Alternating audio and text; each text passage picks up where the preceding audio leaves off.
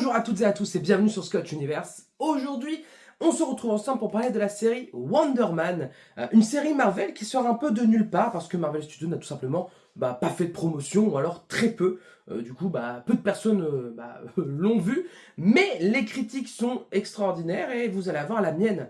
Est-ce que j'ai la même critique que tout le monde parce que je suis un mouton ou est-ce que j'ai mon propre avis? On va voir ça. C'est Scotto.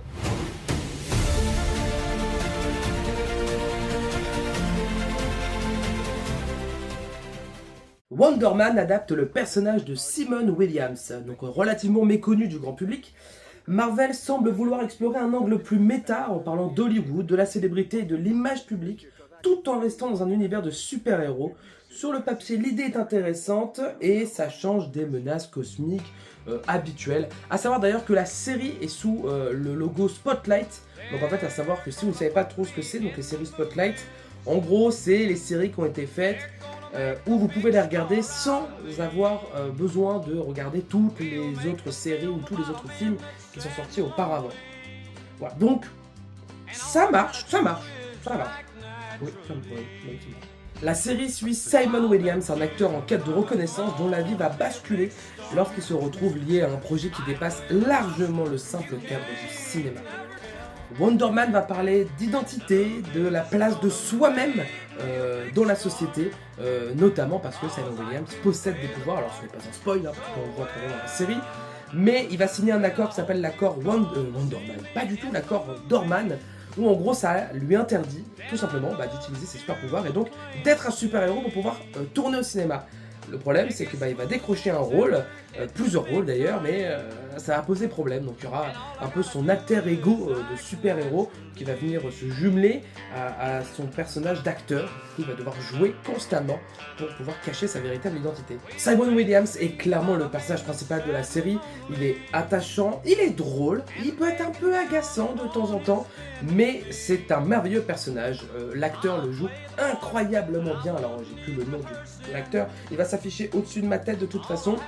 Son duo avec Ben Kingsley, celui qui joue le mandarin Trevor Slattery, incroyable. Franchement, le duo fonctionne très très bien. Ça, franchement, rien d'autre à dire à part que ça marche. On peut pas dire le contraire.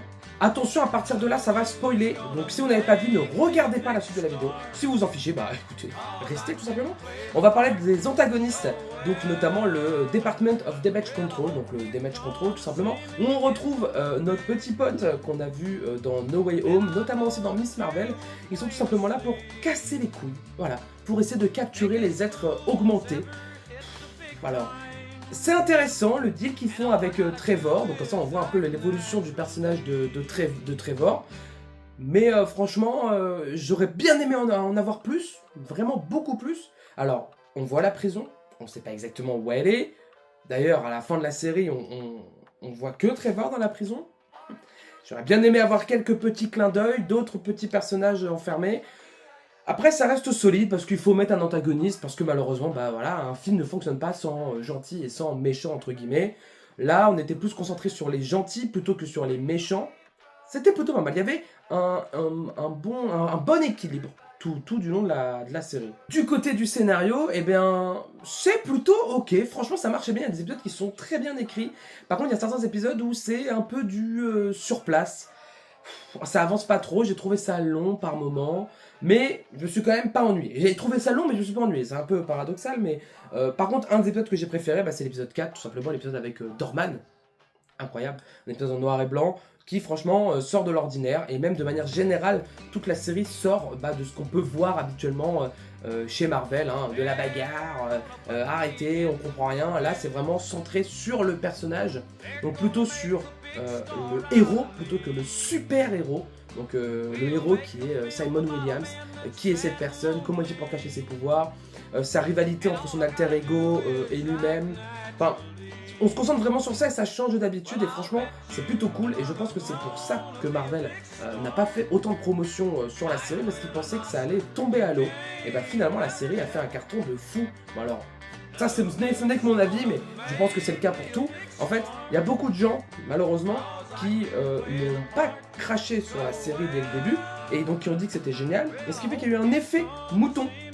Tout le monde a dit que c'était génial. Vous remarquerez sur plusieurs séries ou films Marvel, dès qu'il y a quelqu'un qui va dire c'est du caca pour X ou Y raison, tout le monde va dire c'est du caca pour X ou Y raison en reprenant ce que Monsieur X a dit sur la série ou le film en question et le répéter sans avoir vraiment vu la série ou avoir compris les références qui ont été données. Et là, il y a eu un peu cet effet mouton. Tout le monde d'un coup dit ah c'était trop bien, c'était trop bien. Bah mais il fallait donner de la chance dès le début. Donc. C'est un peu dommage qu'il y ait cet effet mouton un petit peu en ce moment, alors en espérant que ça change un petit peu quand Avengers Doomsday va sortir. Croisez les doigts. Au final, Wonder Man, bah, ça vaut le coup d'œil, hein, surtout si vous cherchez une série Marvel un peu différente. C'est pas indispensable, mais clairement pas inutile non plus.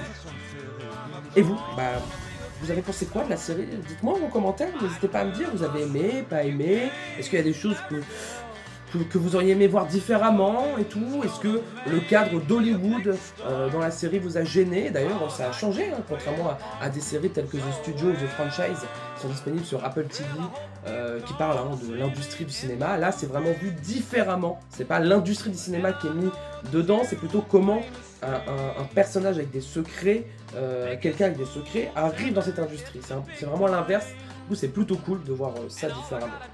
A savoir que bientôt sur la chaîne, il va y avoir une vidéo sur les easter eggs dans la série, parce qu'il y en a vraiment beaucoup. Même si la série est un cycle Spotlight, donc normalement on ne fait pas réellement partie du MCU, c'est quelque chose à part, vous n'avez pas besoin de voir le reste, et bien il y a quand même pas mal de easter eggs.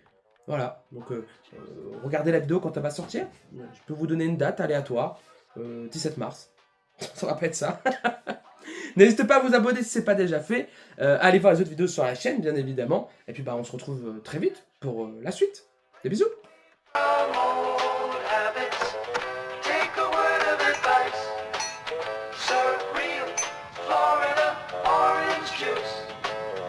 Orange juice on ice.